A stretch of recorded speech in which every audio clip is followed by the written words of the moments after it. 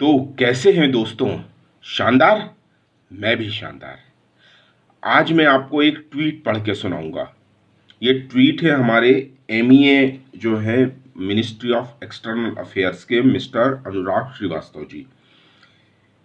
ये ट्वीट अफगानिस्तान के हिंदू सिख कम्युनिटी का से रिलेटेड है।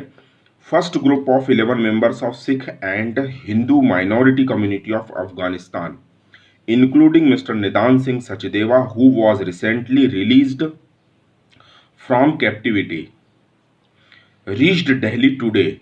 GOI यानी Government of India is facilitating return of Hindu and Sikh community members seeking permanent residency and citizenship in India. यहाँ पर अफगानिस्तान में आपको पता है, जब हम अखंड भारत की बातें करते हैं तो महाभारत काल का कंधार मतलब गांधार, जो गांधारी है दुर्योधन की माताश्री, वो गांधार प्रदेश से थी। तो गांधार जो है वो आज का कंधार है, यानी अफगानिस्तान, और ये गंधार और इसका एरिया काबुल का एरिया ये भी अखंड भारत में था।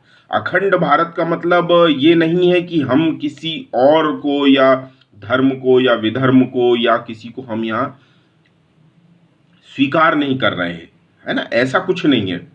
लेकिन अब आज की डेट में सिनेरियो बदल गया। और मैं एक मजे की बात और बताऊंगा कि इसमें जो कितने नंबर्स हैं, 700 आए हैं शायद। इसमें इस 700 है, अभी तो 11 हैं ये टोटल, लेकिन मेरे पास 700 की अपडेट है कि यहाँ 700 लोग सिख 700 हैं और 1000 वहां पर हिंदू कम्युनिटी है। तो उसमें से अभी 11 मेंबर्स आए हैं। अभी ये धीरे धीरे और आएंगे। और जो सीए हमारे यहाँ जो बिल पास हुआ था, वही मैंने कहा अखंड भारत, जो पाकिस्तान का जो मतलब भारत का बंटवारा हुआ था और पाकिस्तान बन के इस्लामिक धर्म के आधार पर, इस्लाम धर्म के आधार पर यह अलग हुआ। तो जब ये इस्लामिक स्टेट बोलते हैं तो यहाँ पर क्या होता है, जो गैर मुस्लिम्स होते हैं, अब गैर मुस्लिम्स में पाकिस्तान मतलब मूलतः तो हिंदुओं का ही बसाया हुआ था। तो पाकिस्तान में हिंदू जो मेजॉरिटी में थे कभी, वो 1940 और 1947 बंटवारे के आसपास ये लोग लगभग 40% के आसपास आ गए थे लाहौर में, और पूरे पाकिस्तान में लगभग ये 15% आबादी थी। अफगानिस्तान का मेरे पास डाटा नहीं है। यही स्थिति ऐसी थी कि यहां पर पाकिस्तान और अफगानिस्तान से यदि हम एक ही बातें करें तो यहाँ पर हिंदुओं को बहुत मतलब टॉर्चर किया गया एक तरह से, या इनके लिए वैसी परिस्थितियां नहीं थी जो एक मुस्लिम्स के लिए वहां पर होती हैं। तो ये परिस्थितियां इस तरह से बन गई थी कि वहां पे गैर मुस्लिम का यानी हिंदू और सिख और क्रिश्चियन इन कम्युनिटीज का रहना मुश्किल हो गया था। अब भारत चूंकि हिंदू प्रधान देश है, हिंदू धर्म जो है वो भारत से ही बना है ये धर्म, तो यहां पर अब स्वाभाविक तौर पे भारत हिंदुओं का घर ही रहेगा ना। यदि मान लीजिए पाकिस्तान में और अफगानिस्तान में किसी तरह के हालात खराब होते हैं, या ऐसा देश जो हिंदू धर्म के प्रति या सभी लोगों के प्रति इंटॉलरेंस की पॉलिसी रखता है, तो यहां क्या होगा कि उन लोगों का रहना मुश्किल हो जाएगा। और जब रहना मुश्किल हो जाएगा तो वो व्यक्ति जाएंगे कहां? उन व्यक्तियों को कहीं ना कहीं तो वापस भारत आना ही होगा। अब जब उन लोगों को भारत वापस आना है तो उसके लिए वो मेहमान बन के तो आएंगे नहीं।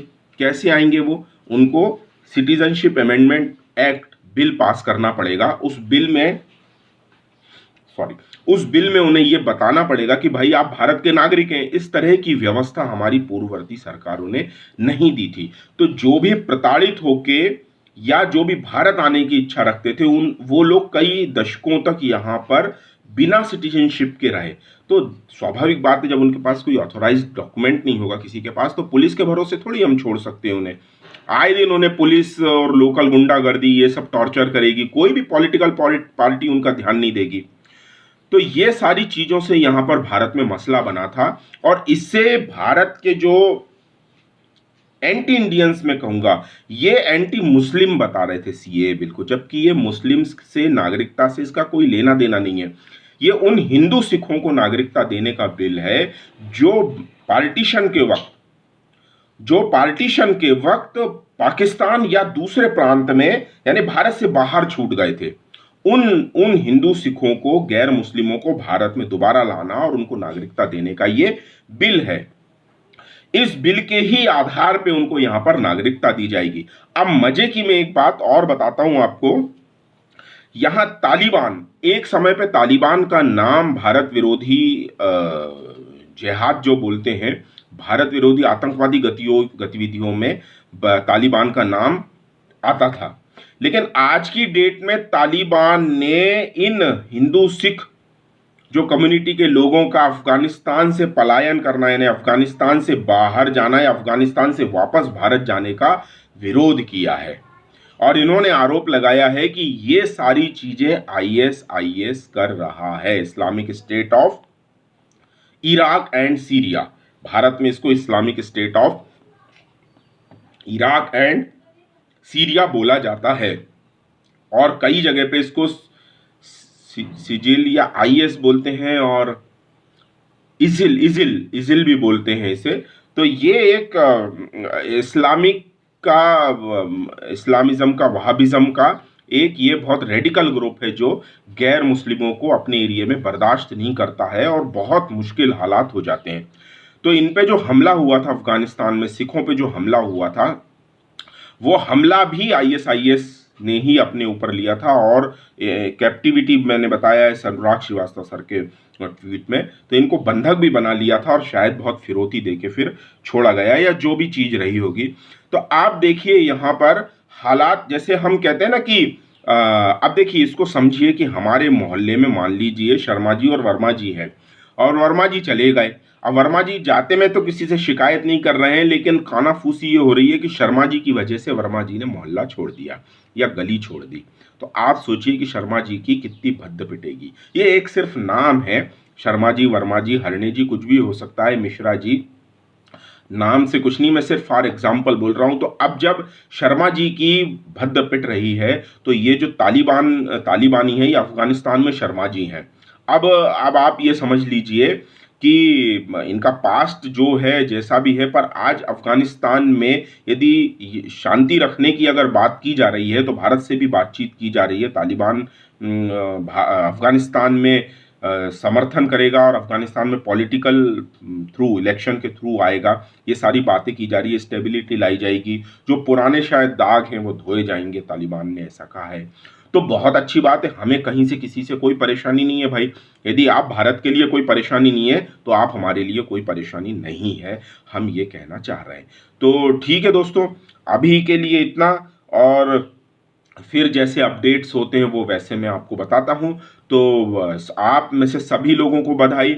आपके आसपास भी अगर, हाँ, सिंध के लोग भी हैं, बहुत लोग हैं। भोपाल से हूँ मैं, भोपाल में भी सिंध बहुत है, सिंध के विस्थापित लोग, कईयों को मिल गए हैं, आधार कार्ड वगैरह बन गए हैं, लेकिन उनको बहुत समय तक परेशानी आई थी। आज भी जो पाकिस्तान का सिंध प्रांत पाकिस्तान में, वहाँ से जो विस्थापित आते हैं, तो उनको भारत की नागरिकता में दिक्कत आती है या थी, जो भी कह लें हम। तो अब वो सारी समस्याएं दूर की जाएंगी और की जानी चाहिए। और मैं अभी भी कह रहा हूं कि जितने भी लोगों को कम से कम पाकिस्तान की वजह से जो गैर मुस्लिम यानी हिंदू और सिख जो विस्थापित हुए हैं, उन लोगों को ससम्मान भारत में लाया ही जाना चाहिए। क्योंकि भारत अगर हिंदुओं का घर नहीं है, तो फिर दुनिया में कौन सा देश है जो हिंदुओं का घर हो सकता है। मैं ये प्रश्न आप ही से कर रहा हूँ, क्या ये बात कहना गलत है या नहीं है कि भारत हिंदुओं का घर है? भाई कहाँ जाएंगे लोग? इजराइल में जूइश रहते हैं, क्रिश्चियनिटी के लिए भी बहुत से देश हैं, मुसलमानों के लिए भी बहुत से देश हैं। तो भारत हिंदुओं के लिए एक आधिकारिक तौर पे एक देश होना चाहिए। ठीक है दोस्तों, जय हिंद, भारत माता की जय।